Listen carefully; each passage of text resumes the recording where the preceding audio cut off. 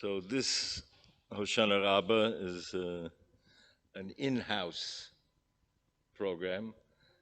Past historically pre-COVID era, we advertised for the world to partake of it. So now we're doing it through technology. We've offered it in Zoom. So welcome to whoever's participating, wherever you may be at this given moment. In a certain sense, we'll come back to it. There's a certain symbolism in the climax of mokum, of place. Everything that happens is a fusion we have based on our Maseret, the Kabbalah, of Olam Shona B'Nefesh, place, time, and people. And there is a case to be made. Actually, the tour makes the case, the name of his brother, Rav Yechiel, that Avram, Yitzhak, and Yaakov correspond to the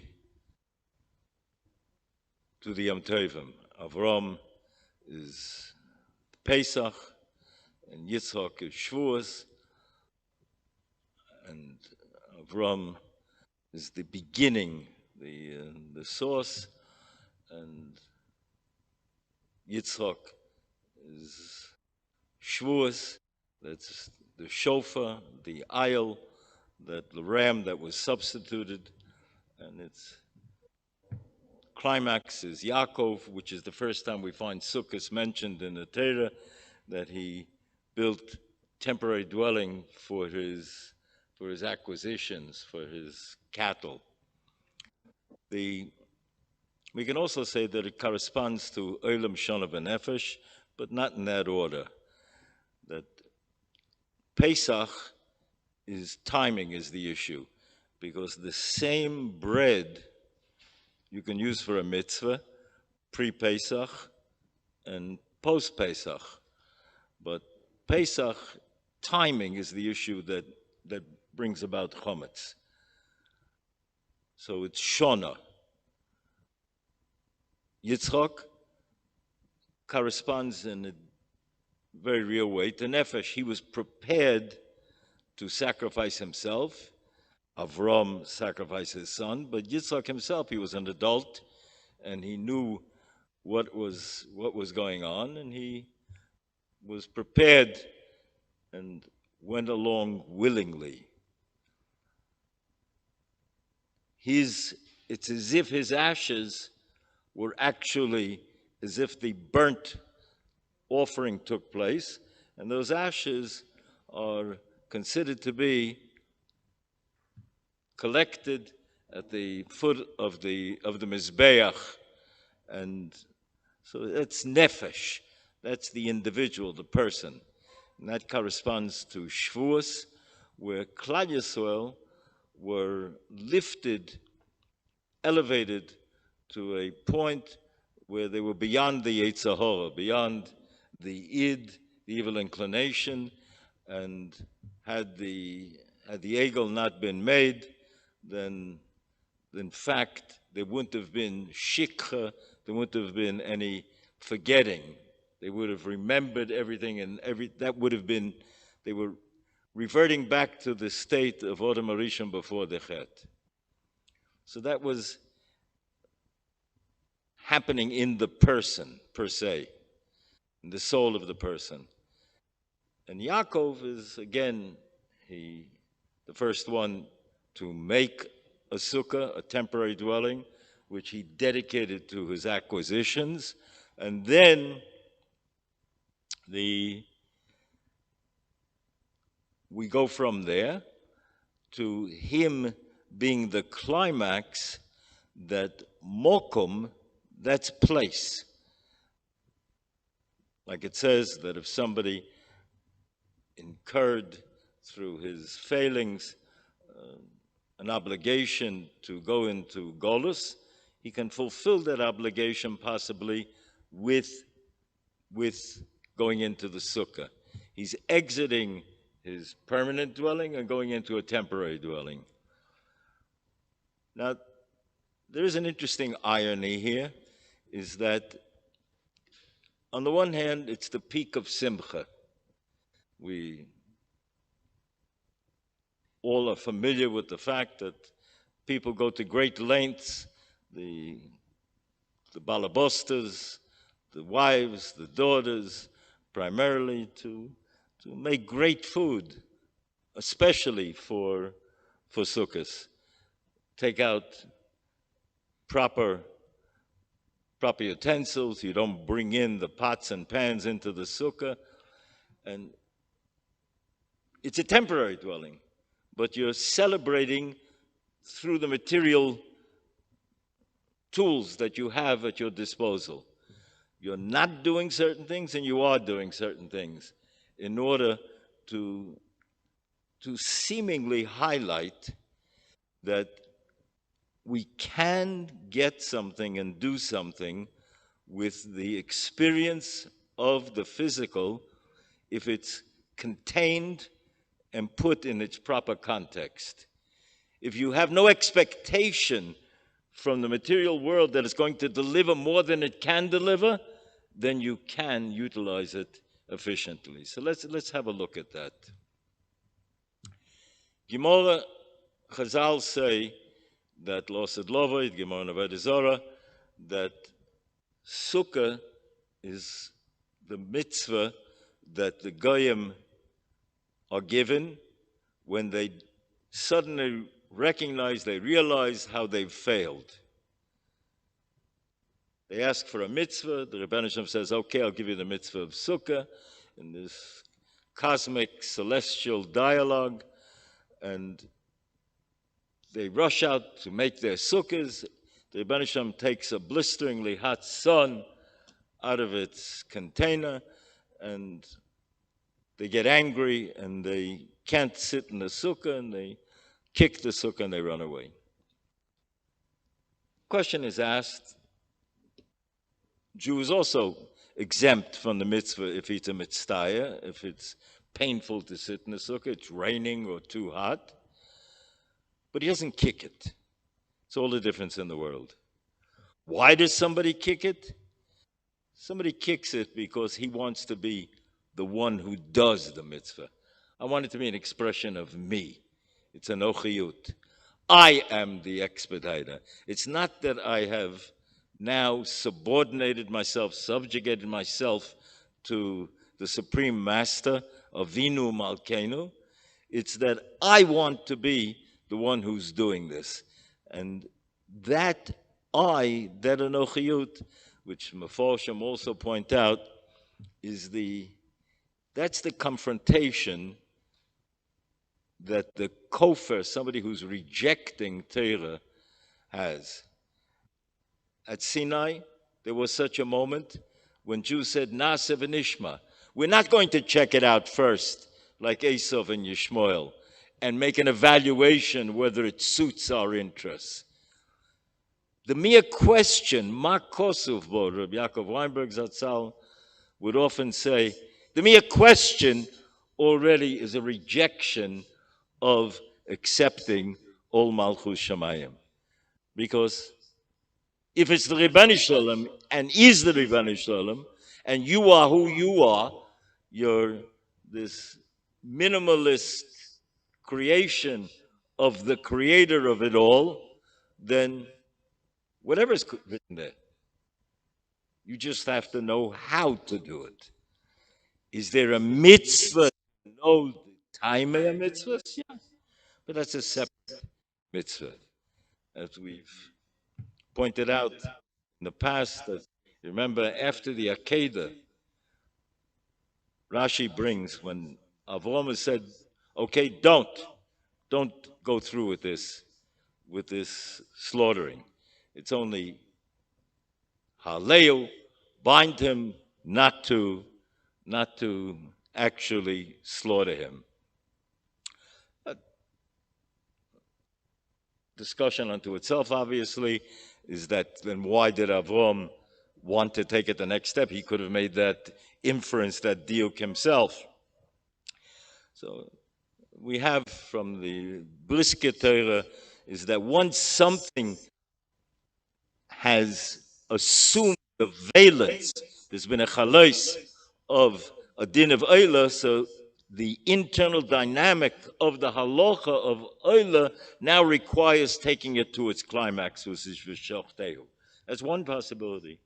There's another possibility, is that no, it's only halehu. So there's a chakira here. There are two possibilities. In fact, the Medrash says that the Satan appeared to Avram and said, first the Rebbeinu Shem said, Ki bi Yitzchak gekol chazorah.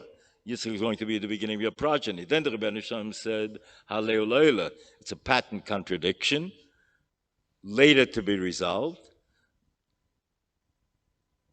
Then the Satan showed Avram and told Avram, later you're going to be called a murderer.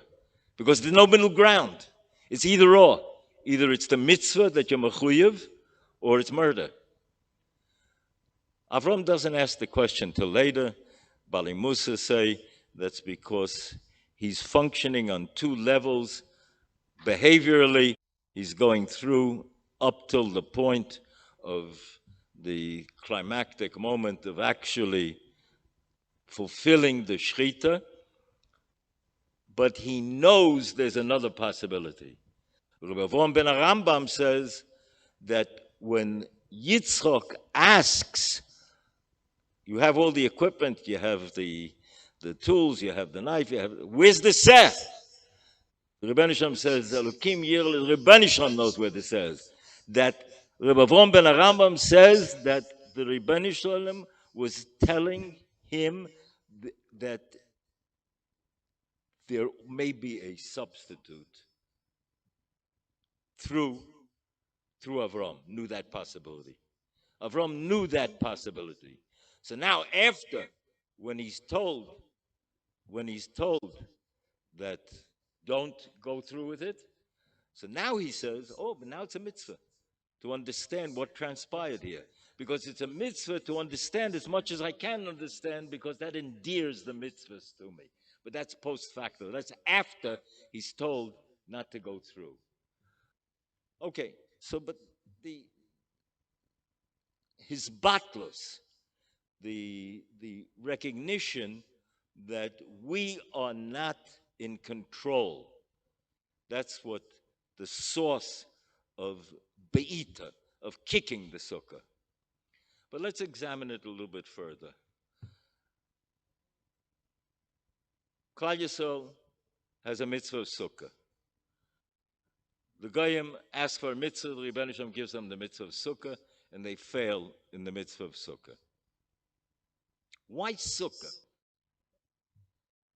Is the fifth going on the posik in Tehillim by He b'Shalem Sukkoi b'Manose b'Tzion, that there are two mitzvahs you enter in with your entire body. One is sukkah; it envelops you, it encompasses, and the mitzvah of Yishuv Eretz Yisrael. It encompasses you. Now these two mitzvahs are alluded to by David HaMelech and by He b'Shalem Sukkoi b'Manose b'Tzion. Let's take it one step further. The first Rashi in Chumash we're going to read shortly.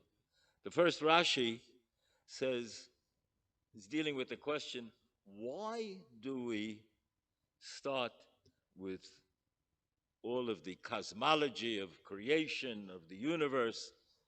Let's get down to business. The Torah is about mitzvahs. Let's go straight to the mitzvahs. The Korban Pesach. Get down to the mitzvahs, what your chiyuvim are. So Rashi says, it had to be because Lo Sedlovoi, in the future, the nations of the world are going to resist ourselves being in Israel. They will find it intolerable. And we're going to have to point back to The Rebbeinu Shalom created earth, us, specified which nations get which geographic locales, and there's a particular chemistry between Am Yisrael and Eretz Yisrael which has to be realized. There's an interim arrangement where other nations will be here, and they won't forfeit being here in this unique place until they have become such transgressors that they don't deserve the potential to be in this place. And that will happen. Free will? Yes. Does the Rebbeinu Shalom know it's going to happen? Yes. It's not a contradiction. That everything is written, but harishus nitna, as the Mishnah says. But how do we resolve the question of Yediyah and Bechira? A longer discussion, not for now. But it's one of those, some of us, when I look around the room, some of us have talked about this. It's not a question that we can dismiss and with a teretz, with an answer, to say that, okay, now we've erased the problem. What we have is only an approach on how to deal, how to have a handle on why the problem exists. Because we live within time. We're created within Shona. We're created within, we live in a linear world. There was yesterday, there's now, and there's going to be tomorrow. The Rebbeinu Shalom, the G'deilim Mefolshim, Chokim tell us, transcends time. He and his knowledge are one. They're identical. There's not, what I didn't know yesterday, I could know today. I'm adding something that wasn't there. The Rebbeinu Shalom, it's all simultaneous. It's all exactly there at the moment. Why doesn't that intrude on my free will? Because I was created in a linear space that I can go from step to step. How the two things exist, I'm only trying to share with you a handle on how to live with the question, which is the way we deal with it. That's my definition, being a human being, is that we live within these perimeters. We can't transcend them. We have a reasonable approach to understand the limitations of our reason. There's nothing more rational than that. To ignore that is to be irrational. Okay, so now, two mitzvahs that the world can't tolerate. Why? Sfas Emes says when Bollock puts a wanted for somebody who can do his dirty work for him, Bilam is selected, and he sends an email to Bilam, and he says, Am Yotzam Mitzrayim v'chiso sein oretz. People has gone out of Mitzrayim and they've covered the earth. What's the simple read? There's so many of them you can't see the ground. Their feet are covering the ground. Says this Sfas Emes, it's not what he's saying. It's saying more than that. Not just what he's saying. He's saying that these people have changed our relationship to the material world.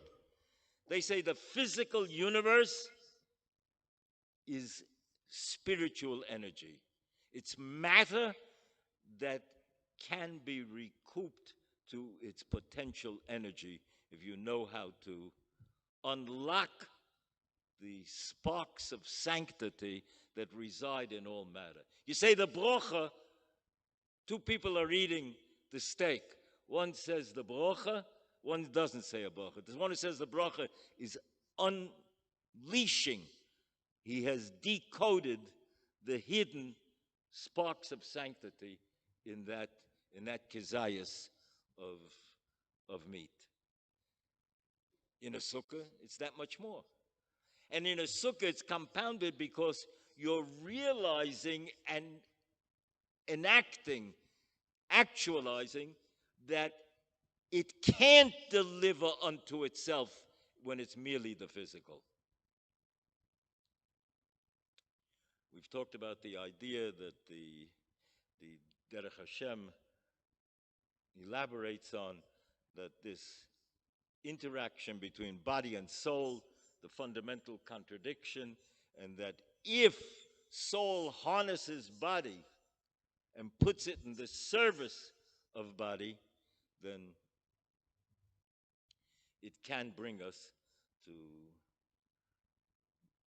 to the source of it all, back to the Ribono Shel Olam. And so we could also read it, Am Yotza Mitzrayim, they went out of the boundaries of Mitzrayim. Boundaries, they were contained, they were limited. If you remained in a material world, then you're restricted, constricted. You're stuck in a certain place. If you want to transcend that, then you have to unleash the spiritual. Can you skip over the step of the experience? No. That's why Torah, the Meir Simcha talks, elaborates on it, on Mishchu Ukru, the parsha of the Korban Pesach, is that they take the very sense of need that people have for idolatry. Why do people have a need for idolatry? Because people have to make the transition, they have to translate two different languages, the language of the body and the language of the soul. You have to translate from one language to the other. How do you translate from the language of body to soul? Halacha. Halacha is the grammar that gives coherence to the language of experience. That your body can speak, can behave chaotically when it's in control. Ironically enough, it doesn't deliver pleasure, because human beings, as we've said so often here, human beings are the only creatures that get bored. Animals don't get bored. The soul requires, needs another dimension. Mishchuku, capture the urgency for idolatry. What's the urgency for idolatry? To translate the idea into something concrete, tangible. To take the ethereal and give it dimensions of being empirical, experiential. I can touch it, I can feel it. That's what mitzvahs are about. And that was the transition. Mishchu, don't erase it, pull it. Take that energy and direct it now towards what? Ma'aseh mitzvahs. Case can be made and is made that that is another reason why we need an oral law, because the Torah Shebaal Peh mediates. It's the bridge that connects idea and action, because the subtlest form of the material world is speech, sound. It's the connection, it's the bridge. So let's go back. So why does Klal Yisrael need a land? Why do we need our own country? Why can't we just do our thing as other quote-unquote lahavdil religions do? We have Borough Park, we have Flatbush, we have Stamford Hill, Golders Green, Observatory. We have our places. We can do our thing. We have our communities. We build a shul. We have our minyanim. We have mikveh. We have chadorim. Because when a Jew is in Chutz La'aretz, and the Ramban helps us with this, when a Jew is in Chutz La'aretz, there's always a certain dimension of schizophrenia. He is required, halachically, to respect the law of the land if it's a just law. But it's the law of the land. It's not, he's not in Eretz Yisrael. He's not in that place that Avram, Yitzchak, and Yaakov were promised. He's not in a place where the Beis Mikdash will be built, was built. The third Beis Mikdash will again be rebuilt here. It has to be here. Here's where the Akedah took place, Har Moriah. Here's where there are certain core fundamental underpinnings of the universe, the Evan Hashia, and that's why the Beis Mikdash, that's why the Akedah. It had to be here. There's a certain place. How do I know? Because the Torah tells it to me. Torah tells it to me, and the Ribbon Shalom makes it easy for us often in history. Like the Novi says, Yeshayahu Novi says, Atem Eda, you are my witnesses. So one read is, you should be my witnesses. You're enjoined to fulfill that role. It's an obligation. Another read is, it's a prediction. Like it or not, you're going to be my witnesses. You're going to be different than any other people in history. Your history will be so unique as to be undeniably, you take each piece, phenomenologically, each piece unto itself, each series of events, doesn't make sense. How it can connect to the next. Like Rav Yankov Emden says in his Siddur, that to his mind, a few hundred years ago, to his mind, the miracle of Jewish survival since Choben Bayis Sheni is a greater miracle than the miracle of Yetzias Mitzrayim. We already have an allusion to that in Chazal, is that one sheep among 70 wolves. And we're here. Does it mean that there won't be suffering? No. Is it a prediction on any individual, as an individual or any family? No. On any clan? No. But Klal Yisrael will somehow defy all of these norms and transcend them. And so, we need our own place and our own space, that it should contain the totality of being a human being.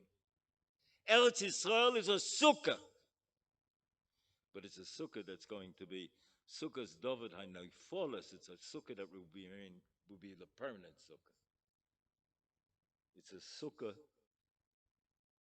and every time a Jew, no matter where he is in the world, steps into a sukkah, he's in an embassy of Eretz Yisrael. He's being enveloped in the totality of the experience of the mitzvah. That is something, some of us use the analogy, if you recollect, when a non-Jew sent a sacrifice, a korban to the Beis Mikdash, it was always treated as a korban oila. What's the halacha of an oila? Completely consumed on the Mizbeach, not a shlomim. Why? It's not scriptural derivation. It's a self-evident proposition, says the Gemara Menachos. Why? Because libo l'shamayim. It's inconceivable to him that you can eat, and that eating should be a moment of spirituality. A broadcast. Broadcast. Everybody knows that there's a sponsor. Somebody pays for the broadcast. Somebody pays for the tachnit. The non-Jew relates to life as a broadcast and moments of spirituality as paying my dues to the sponsor. Okay, I tolerate the sponsor's interruption of the program, but I don't look forward to it. I want to get back to the broadcast. And the Jew says, no. The whole broadcast is what it's all about. The broadcast. Vayhi b'shalem sukkah monosei b'tziyah. It encompasses the totality of being a human being, every moment.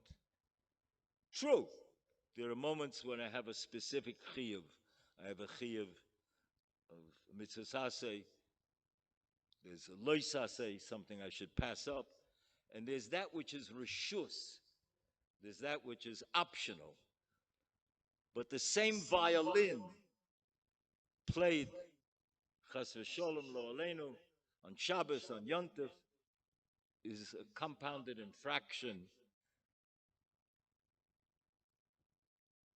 Same violin, same niggin, Moitzi Shabbos, at a Malava Malka, at a Sheva Broch is a mitzvah. There's nothing inherent in the act per se, it's the context. Shona, it's man. Sometimes it's the people, sometimes it's the context. The Jew has this recognition that, and he's taken it to the world, and that's why our greatest enemies, carrying on the Masoret of Bolok and Bilam, have always resented, despised us, because we say the whole broadcast, Sukkadik, El Sisol, they can't tolerate us being here, and that's why Losid Lovoi, that'll be the mitzvah that will separate between Jew and non-Jew. Sukkadik, the totality of experience. And that which is Rishus, we can put it together. So we're still coming up to the climax soon of the days of Sukkot, Shana Rabbah, the last moments of Din, and we have the tools. We have the kalim that the Rebbeinu Shem has provided for us. And the simcha of a simchas beis HaShoeva, the simcha of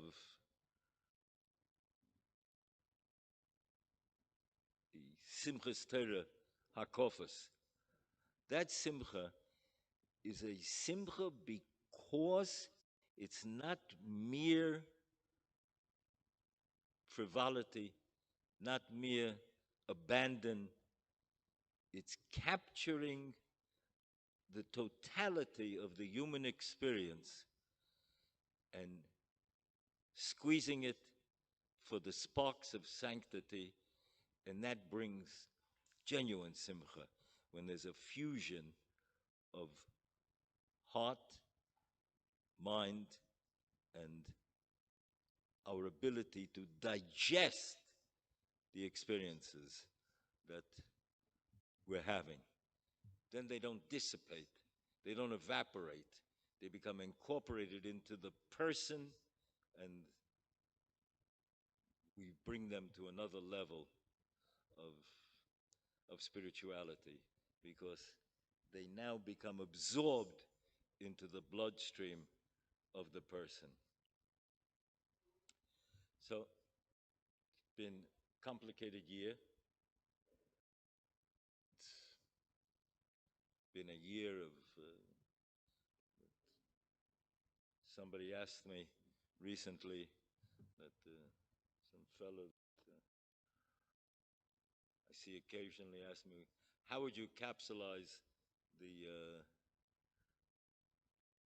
past year? I said, number one, I can't. Number two, if I'm pressed, I would think that the ultimate lesson is humility. Everything we thought is true wasn't true, and what we thought couldn't happen did happen. That is fundamental to Nasev and Ishma. It's fundamental to differentiating between indulgence and simcha, it is primary to appreciating that time is a creation of the Ribbon Shalom, and just like when you come to a place, you can't ignore the topography and the climate. Similarly, when you come to a place in time, we're at Sukkot now, and it's a time to squeeze the moment and for these sparks of sanctity and absorb them, take them with us. And Rameir Simcha, I'll end with this. Rameir Simcha points out that in this same seminal piece on Mishchu Kru, that nations of antiquity worshipped individuals, idolatrized them if they had certain unique, special qualities. They made the quasi-idols of them, or full idols of them. Beauty was one of those virtues. Heroism, beauty. The Jew understands beauty has its place. Priyez Hoda, how much time is spent on picking an especially beautiful essay where the emphasis is either like the Chassidim on the Gidul or the Nikayon, the should be without any blemishes at all, or the combination of the two. That's a winner. What happens right after Sukkot? Says Rameir Simcha. You can toss the esrog away. It has no inherent sanctity. Beauty has a purpose. It serves a purpose. When it's serving its purpose, can be greatly productive. It can amplify productivity. But the non-Jewish world looked at it very differently. They look at beauty as eternal, out of the Beis Medrash. If you'd like, we'll talk about chapter and verse on that. But that's the fundamental difference. Do you capture it? Do you put it in the service of Kvod Shemayim, bring it back to its source? Shem Yitain, that we should have the confidence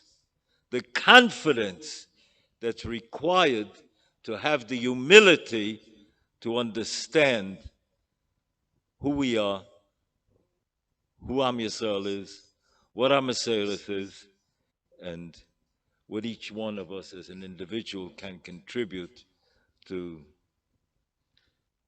the Sein Chalkenu, those sparks that each one of us as Yisrael, the word Yisrael, the Meseres we have, Yeshishim Ribui Oisias Latera, corresponds to the Neshamas, core Neshamas that were at Sinai, and we as splinters of those core Neshamas can bring more back to the source. Shem Yitain, that this Hoshanah Rabbah, this Simchas Torah should climax with the Keiches HaNefesh that each one of you has brought, each one of us has brought to this moment. Modim l'simcha.